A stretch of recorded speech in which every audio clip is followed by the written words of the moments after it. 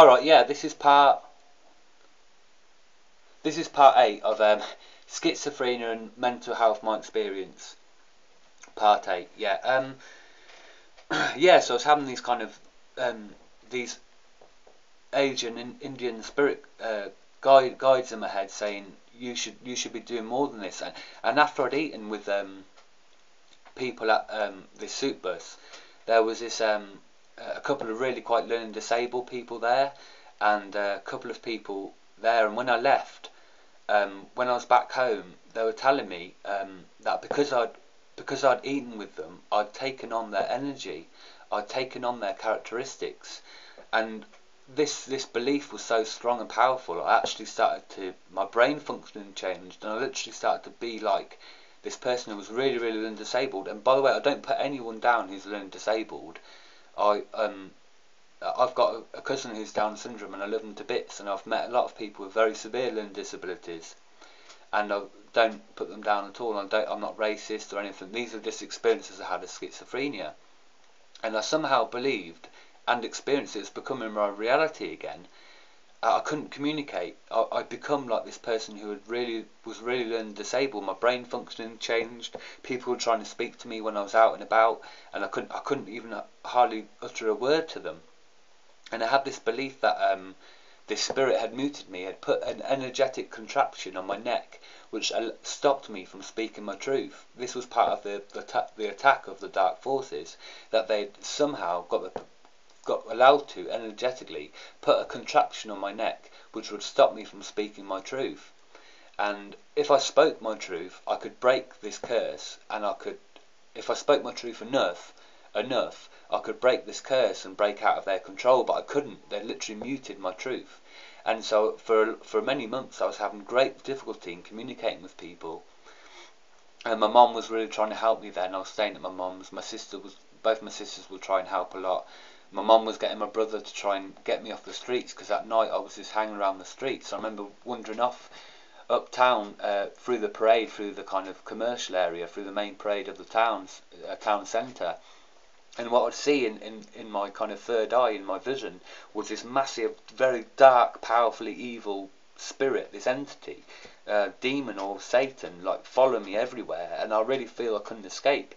The street lights were beaming down this radiating energy that would suppress my consciousness and stop my spirit from reaching other heights. I remember wandering around in utter despair, walking around, seeing things, and I found this burnt out old car at the top of town. And I remember staying in there one night, just for the whole night, kind of cold and shivering in this burnt out old car. And I literally, people tried to help me and reach out for me, and I couldn't hardly even communicate or say a word to them that made any sense. Or if I did, it would just be jumbled up nonsense that my voices were speaking in my head. And my brother would my brother would be out in his car trying to find me, and certain nights he found me down the road if I was a bit closer. He said, "Come on, Dan, come back home." And I trusted him, and he could get through to me a bit, actually make me feel I was safe. And for long, so I wasn't getting any money. Couldn't keep a job. I wasn't trying to get a job. I lost my paper round. My family were very poor, and I wasn't claiming JSA, which I did for a little while. And so I had no money, and I was going around the streets just starving, really hungry. And I started to steal from shops. I used to rob the odd chocolate bar and stuff just to have something to eat. Anyway, that sort of happened a bit later on, and so yeah, there's a lot to it. And this theme, I remember lying in my bed and I had this really powerful vision of that I was supposed to be the next Messiah. And this Messiah complex is quite common as well with schizophrenics, people with schizophrenia, that they were somehow very important people, that was supposed to be the next Messiah or important person to bring back certain changes. And I understand that is a very self-grandiose, self-delusional belief I had, but I think it was a recognition that I had some recognition of myself and my spirituality, but blown way out of proportion. And so while this was going on, this being called Lord was in my head, and he was taking the piss out of me. He was going, "Oh, you should have been the next Messiah, but you're not," and all this sort of thing. "Your dad will take the piss out of you, your dad will hate you," and all this. And I remember this Lord, which come to me in the kind of vision of almost like a wizard, that lingered on the outskirts of the Logos, of the outskirts energetically of the solar system, and he kept evil and dangerous and dark souls in this kind of like energetic dungeon that he had to protect and keep safe. These were souls that were so tormented and evil throughout all of human history and on other planets that they couldn't be released back on Earth. And while I was eating, I remember eating in the waking up, and I'll go downstairs and try and find something to eat that my sister had made or what I'd made. And as I was putting the food, these voices were going through my head: if you eat that, you will be possessed. If you eat that, you will be possessed. And I remember eating this jack of potatoes, and all these souls, this wizard dude, let probably about 20 very dark, evil, tormented souls into my body, and they got through these channels in my head, these channels through my crown chakra, through my biofield, and they jumped in my body. And this happened for a couple of days, and they were starting to speak, and it was a jumbled mess of about 16 souls all in my body. They were tasting the food from my mouth and seeing through my eyes, and they were speaking in my head, saying, I've never felt, it's been so long since I felt human, that I've been in a human body, and I needed to taste. They were whispering these really horrible things in my head, and I started to really believe I was possessed after these things of Aleister Crowley as well being in my body. And going back to also that theme that I believed I'd be different people. I believed I was that if I thought of a spirit or tried to connect with it, I could channel that being into my own body as well. So for a while I was kind of going around this horrible feeling that I was being possessed by all these souls. I kept feeling that something else was seeing through my eyes, witnessing things. Sometimes it was a good feeling, that something benevolent was looking through my eyes and seeing through me. But most of the time, around this time, it was dark, evil, tormented souls that wanted to just be inside a human body again, because it had been hundreds or thousands of years since they've done so. They wanted to taste food through a mouth, and they wanted to see through eyes and feel what it was like back in the flesh. And this obviously extremely scared me, and I felt like I was becoming nothing, that who I was and my soul and my very essence was just withering away. I remember looking in the mirror in my bathroom, and my eyes were kind of going all goggly and glazed, and they were going out of shape and stuff, and I started to get kind of this OCD about going outside. It literally take me about an hour and a half to get dressed, because every item of clothing I'll go to put on, I would have a negative connotation to it. Say like I would put on these shell suit bottoms, because I lost most of my old clothes, and so I was wearing kind of just giveaway clothes that other people had given me, and had these really kind of scruffy jogging bottoms, which the voices in my head say, if you wear them you look like a sex offender, if you wear them you look like a sex offender. And so I'll take them off, and I'll try and find something else I could wear, and I might find a pair of jeans, they might be okay, but then I'll try and put a t-shirt on and say, you look like a girl in that t-shirt, you look like a girl, people would think you're a girl. And these forces and thoughts in my head would literally totally take over my perception. So it wasn't just like, oh yeah, hunch, oh I might look like a girl if I wear that. Literally I would be seen as a girl. People would see me as a girl if I wore that t-shirt. And I had this thing there, if I wore this certain pair of jeans, that people would see me as gay. And this was kind of like this is kind of like the negative thoughts and words of other people throughout my life.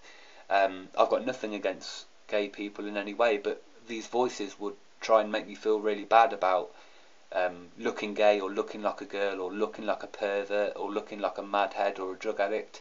And they would basically convince me that if I was to wear certain items of clothing, I would look that way. And so it literally took me sometimes hours to even leave the house, and when I did I'd be so self-conscious. If I wasn't filled with voices in my head, I'll be filled with extremely self-conscious negative thoughts. And so all this was a bit of a jumble mess, and this theme of being the Messiah kept going through my head, and I was getting these constant visions of seeing people fly in the sky, and this to me was it was a vision of the future. And my cousin, was flying in the sky. When I see whenever I'd be out, I used to wander the fields and the streets a lot, and if I'd see an airplane in the sky, in my inner eye I'd see it as a person flying, and they were spreading this energy of love and enlightenment throughout the land. And I kept seeing myself flying with lots of people with this kind of crystal staff that would strike people into higher consciousness and enlightenment. And this was like a positive theme that was going through my head, but it was mixed and confused with this idea of the Messiah complex, which I know obviously is not the case now, but at the time I believed I was supposed to be the next Messiah. And so this story was unfolding out of my head of this time in the future where the earth would be enlightened, the earth would radiate its own light, and people would look into their past lives and work on healing and peace and love, and literally the kind of crystal cities which the Bible prophesies and other spiritual scriptures, and the age of enlightenment, the age of peace would come about, and people would be praising and live in harmony and peace. And I kept seeing these visions of me flying to different parts of the world, to different tribes, to different communities, and bringing peace to their land. It was a very kind of dreamy idea, but all the people who were close to me played a part in this future. And I'd see them fly, I'd see them fly in the sky and come down and say things to me. And it was all pretty crazy, and an amalgamated mess of different ideas and chaotic thoughts and things. And at certain times I remember being downstairs and this being really in a lot of really hard, dark thoughts and craziness in my head, and these beings that were all purple would try and come down, and they were trying to heal my brain, they were trying to heal my body and my auric field, but the damage was so harsh they could do nothing about it really. They could only gently, subtly try and heal me, and they were speaking to me saying, "We have come here to try and heal you, please just relax and feel safe." And they did help a bit, and then this other time I was having, for a few days and a few weeks, I was having this I believed I was connected. I had this Native American mother and father in my head, and they were saying to me, they were being really good and positive. They were very of benevolent forces, and the father was saying to me, "You must learn to eat correctly, you know, and drink the right water, and try and chill yourself out." And they're being very comforting. And then the Native American mother would speak, and she would be like, "You know, we love you and we remember you from that life," and all this sort of thing. And I remember sitting downstairs in my room trying to kind of clear my head and trying to assess what's been going on, but it was so continuous and rampant that this psychosis just wouldn't go, and this damage that what I believe the dark forces had done to me was so powerful that it took a very long time to get any sense of reality. So I was connecting to this idea that this village of Native Americans in spirit, they're not there anymore on planet Earth, but they exist as a spirit realm. This village of Native Americans, they were going around a fire and doing shamanic healing chants and tribal healing chants for me, and trying to send healing to me.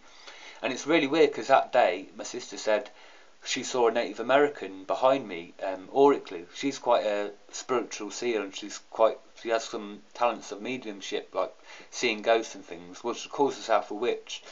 And she said she sensed Native Americans around me, and she said that at one point she actually even heard a Native American chanting, and that wasn't me, that was in spirit.